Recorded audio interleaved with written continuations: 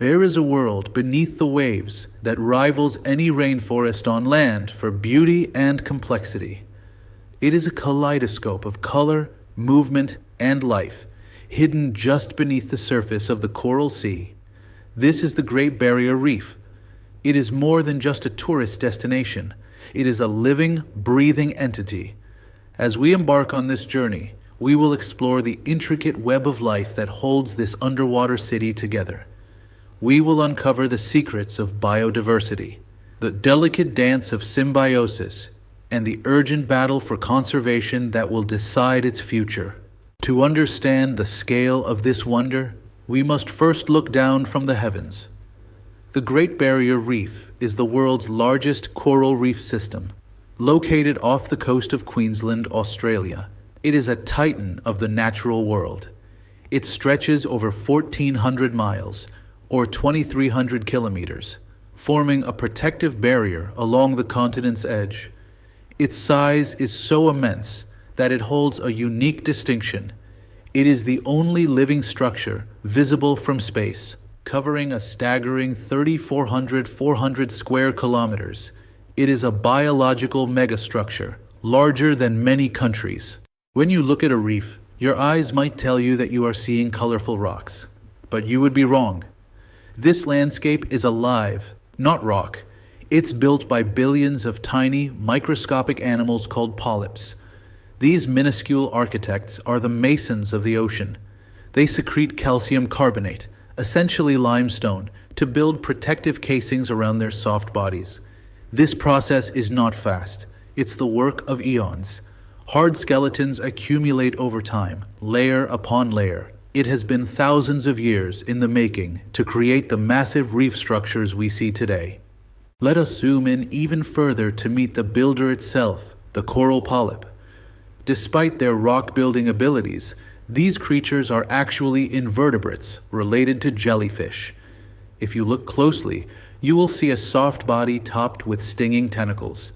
In the center lies a mouth surrounded by arms, used for capturing passing prey.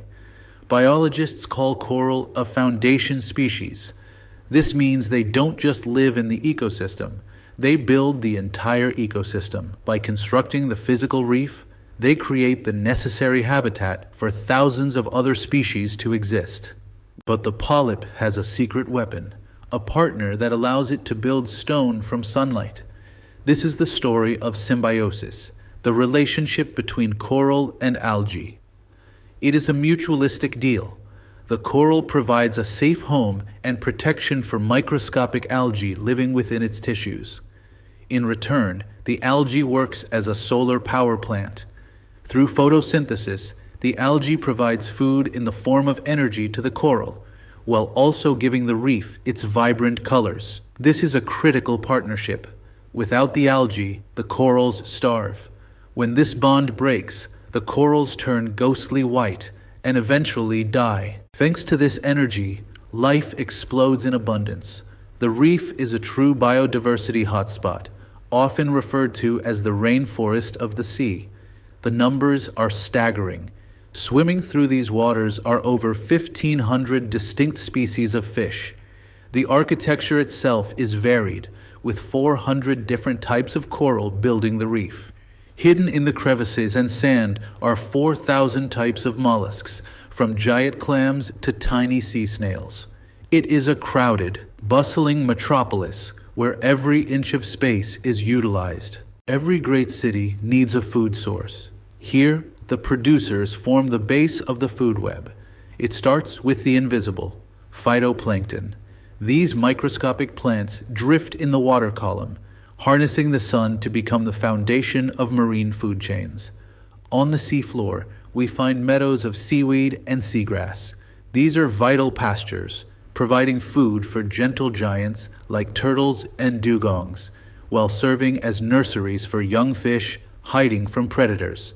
And, of course, the Zooxanthellae living inside the coral tissue act as the primary energy source for the reef structure itself. Moving up the chain, we meet the primary consumers, or herbivores. These are the gardeners of the reef. The colorful parrotfish plays a crucial role, by scraping algae off rocks with its beak-like teeth. The green sea turtles glide effortlessly over the bottom, grazing on seagrass beds like underwater cattle. And in the open water, tiny zooplankton drift, eating the phytoplankton and keeping the energy moving up the chain. Together, these animals keep the coral clean and healthy and help maintain the delicate balance of seagrass ecosystems. Where there are grazers, there are hunters. The secondary consumers are the carnivores of the reef. Some, like the butterfly fish, have evolved specialized mouths to delicately pick out and eat coral polyps. Others rely on brute force. The triggerfish uses strong jaws and teeth to crush the hard shells of crabs and urchins. Then there are the masters of deception. The cuttlefish, a relative of the squid, uses camouflage to blend perfectly with its surroundings, ambushing small fish and shrimp with lightning speed. At the very top of this web sit the apex predators. These animals have no natural predators of their own. Sharks, including the great white, tiger, and reef sharks, patrol these waters. Far from being villains, they are essential guardians. They control the populations of other fish, ensuring no single species dominates. This maintenance is vital for food web stability. Without predators, the ecosystem collapses into chaos. Near the coast, prehistoric giants like saltwater crocodiles protect the boundaries where the reef meets the land. But what happens when life ends? The ecosystem has a dedicated cleanup crew known as decomposers. Invisible armies of bacteria break down waste at a molecular level. On the seafloor, strange creatures like sea cucumbers, along with crabs and worms, recycle dead matter. They ensure the food web continues by turning death back into life. Through their work, essential nutrients return to the water, fertilizing the ocean so that producers can use those nutrients to start the cycle all over again. In this complex web, some species are more critical than others. We call them keystone species. The parrotfish is one such hero. They perform two vital services. First, they eat the algae that competes with coral for space and sunlight. By keeping coral surfaces clean, they prevent algae overgrowth that could smother the reef. Second, they are responsible for the beaches we love. After digesting the coral rock, they excrete fine white sand. A single parrotfish can produce up to 200 pounds of sand yearly, physically building the environment around them. Survival here is an arms race of adaptation, particularly camouflage. Some animals hide in plain sight. The stonefish looks exactly like a rock, waiting motionless for prey. It is a dangerous trap, backed by a highly venomous defense. The wobbegong shark features a flat body and tasseled beard that blends flawlessly into the seafloor. And the tiny pygmy seahorse matches the color and texture of its host coral perfectly. These ambush predator techniques make them nearly invisible to predators and prey alike. While some hide, others collaborate. We see incredible examples of mutualism, where different species help each other. The classic example is the clownfish and the anemone. The anemone protects the clownfish with its stinging tentacles, which the fish is immune to. In return, the clownfish cleans the anemone and even lures prey into its grasp. Then there is the cleaner wrasse. These small fish set up cleaning stations where they eat parasites off larger fish. The service is so valuable that even sharks will pause to let the wrasse clean their teeth without eating them. However, this ancient paradise faces a modern nightmare: coral bleaching. The primary cause is rising ocean temperatures driven by climate change.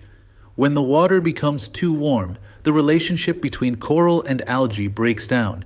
Stressed by the heat, the coral expels the colorful algae living inside it. Without its partner, the coral loses its food source and turns ghostly white. This is not just a color change. The coral is starving. Bleached coral is dying, though it can recover if temperatures drop in time. The heat is not the only threat. We also face ocean acidification. The ocean absorbs massive amounts of CO2 from the atmosphere, excess carbon dioxide created by human activity.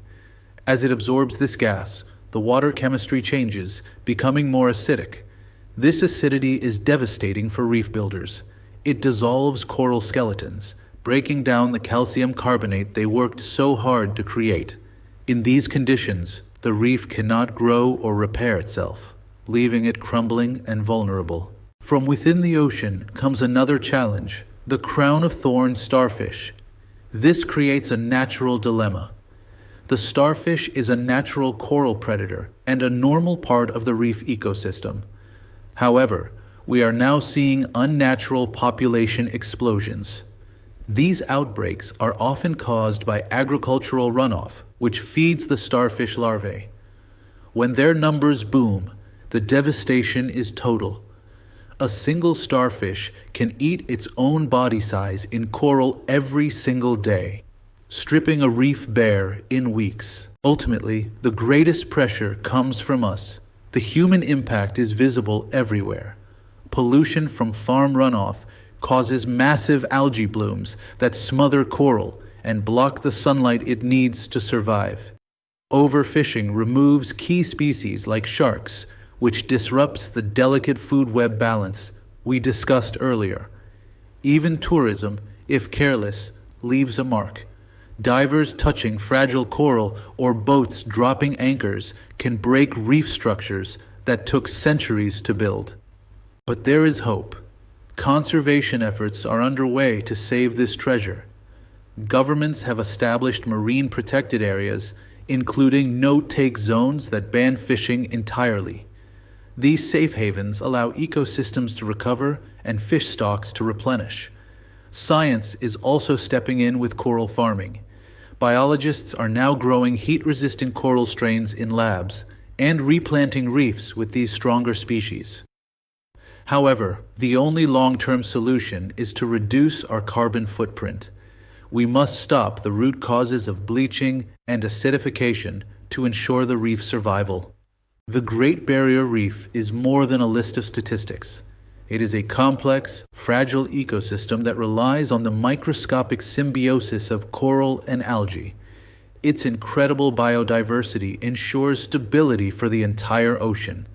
But that stability is wavering. Global action is required immediately, as climate change remains the single biggest threat to its existence. The story of the reef is not yet over. From reducing emissions to responsible tourism, everyone can make a difference. The future of this underwater wonder is in our hands.